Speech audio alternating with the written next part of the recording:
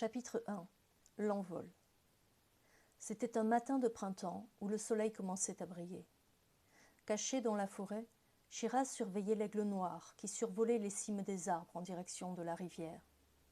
Il lui montrait le chemin. Pressée de le suivre, elle enleva ses vêtements sombres pour enfiler ce qu'elle avait dérobé la veille dans un camp de nomades. Un frisson d'impatience et d'appréhension mélangée la fit trembler de la tête aux pieds.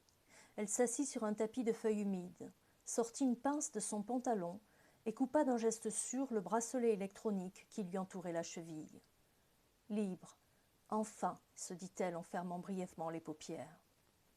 Libre, à condition d'avoir traversé la rivière avant la série d'explosions. D'un bond souple et silencieux, elle se remit debout pour s'élancer vers la lisière de la forêt où l'aigle noir l'attendait. Sans bruit, l'animal replia ses longues ailes brunes pour plonger vers la jeune fille qui continuait d'avancer vers sa liberté. Touchée à l'épaule, elle perdit l'équilibre, mais se releva aussitôt pour se remettre à courir à grandes enjambées.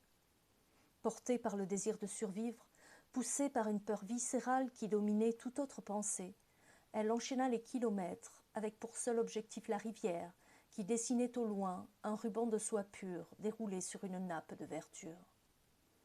Quelques mètres la séparaient encore de la berge lors de la première explosion, et Shiraz se sentit aspirée par le ciel, comme si le vent l'accueillait pour l'emmener sur les nuages.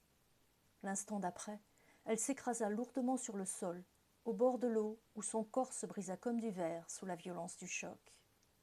À la deuxième explosion, elle essaya de se relever pour reprendre sa fuite, mais en appui sur ses mains, ne réussit à se soulever que de quelques centimètres avant de retomber de tout son poids en gémissant de douleur. Immobile, résignée, elle regarda le monde tourbillonner autour d'elle avant de disparaître sous un voile de fumée grise qui répandait déjà l'odeur de la mort. Au-dessus des flammes, l'aigle noir volait seul vers la liberté.